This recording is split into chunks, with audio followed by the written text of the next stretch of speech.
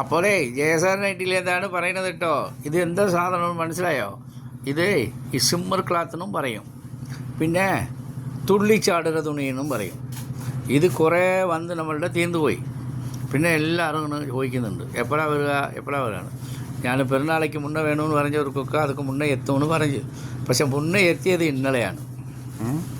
അപ്പോൾ അതുകൊണ്ടേ ഇപ്പോഴാണ് പെണ്ണ് തിരക്കിലാകൊണ്ട് ഫോട്ടോ എടുത്ത് വിടുകയാണ്. ഇത് കഴിഞ്ഞാൽ ഇത് റെഗുലർ പോകൂടിയതാ.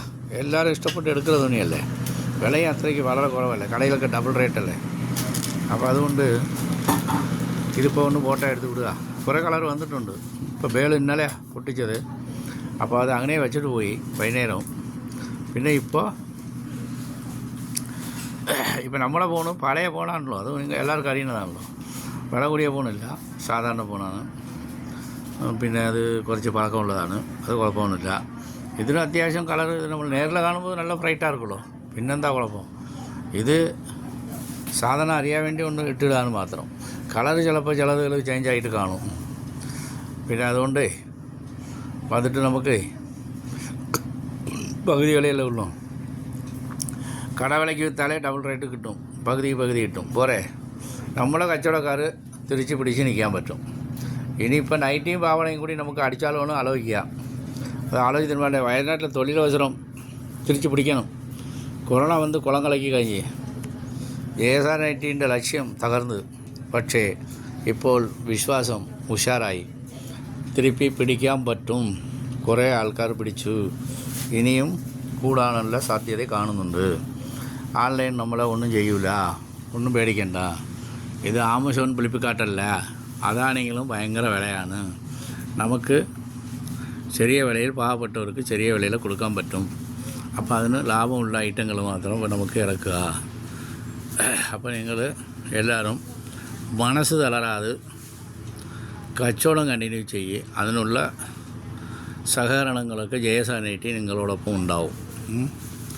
അതുകൊണ്ട് ഉഷാറായിട്ട് കച്ചവടം ചെയ്യുക. നിർത്തിയിരുന്നാൽ തുടങ്ങാൻ നോക്കുക. വലിയ മുതൽ വേണ്ട, ചെറിയ മുതൽ മതി. ഒരു 2000-3000 ഒക്കെ മതി. അപ്പോൾ അതുകൊണ്ട് നിങ്ങൾ കച്ചവടം ഉഷാറാക്കാൻ പറ്റും. കണ്ടോ, ഈ ഫോട്ടോയുടെ കളർ മാറുന്നത് കണ്ടോ, ഇവിടെ തന്നെ ഞാൻ കാണുന്നുണ്ട്. പക്ഷേ അതുകൊണ്ട് ഒറിജിനൽ കളറാണ് പറയാൻ പറ്റില്ല. പിന്നെ അതുകൊണ്ട് ഞാൻ അടിപൊളി, അതുപൊളി, ഇതുപൊളി എന്ന് പറയില്ല. നിങ്ങൾ വന്ന് നോക്കിയിട്ട് നിങ്ങളാണ് പറയേണ്ടത് അടിപൊളിയാണ് തുണിന്ന്, അതാണ് വേണ്ടത്. അപ്പോൾ അതുകൊണ്ട് വെറുതെ നമ്മൾ അങ്ങനെ ഇങ്ങനെയെന്ന് പറഞ്ഞിട്ട് കാര്യമില്ല. കാര്യങ്ങൾ നമ്മളെ കച്ചവടക്കാർ വന്ന് നോക്കുക, ചെയ്ത് നോക്കുക, പിക്കപ്പ് ആവും. നമ്മൾ നൈറ്റി തുണി ആദ്യം കുറച്ച് പേടിച്ചെടുത്തവരൊക്കെ ഇപ്പോൾ 100 കണക്കിൽ എടുക്കുന്നില്ലേ, അതാണ് സംഭവം. വരിക, നിർത്തിയവരൊക്കെ കച്ചവടം തുടങ്ങുക, കളർ ചേഞ്ച് വിട്ട്. അപ്പോൾ ഞാനിവിടെ നിർത്തുക. അപ്പോൾ നിങ്ങൾ തുടരുക, വന്ന് നോക്കുക, വിളിച്ച് ചോദിക്കുക, കാര്യങ്ങൾ പറഞ്ഞു തരും. ജയസാർ നൈറ്റി കൽപ്പറ്റ അവിടെ തന്നെ ഉണ്ട്, അതേ സ്ഥലത്ത് തന്നെ ഉണ്ട്.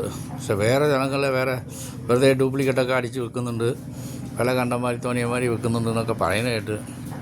ചെയ്തവർക്ക് ചെയ്ത ഫലം, നമ്മൾ ചെയ്ത ഫലം നമുക്ക് തിരിച്ച് കിട്ടി. ഈശ്വരൻ്റെ അനുഗ്രഹം എപ്പോഴും ഉണ്ട്, നമ്മളൊന്നും പേടിക്കണ്ട. കടവുളെ നമ്പിനാർ കൈവിടപ്പെടാറിന് തമിഴിൽ ഒരു ചൊല്ലുണ്ട്. അതുപോലെ തന്നെ മലയാളത്തിലെ ദൈവത്തെ നമ്പിനാർ എപ്പോഴും നല്ല മാന്യമായിട്ട് ജീവിപ്പാർന്ന് പറഞ്ഞിട്ടേ മലയാളത്തിൽ എനിക്ക് പറയാൻ കിട്ടത്തില്ല കേട്ടോ. അതുകൊണ്ട് എനിക്ക് തമിഴിലേ അറിയുള്ളൂ പഴമൊഴികളൊക്കെ. അതുകൊണ്ട് കുഴപ്പമില്ല, നിങ്ങൾ വരൂ.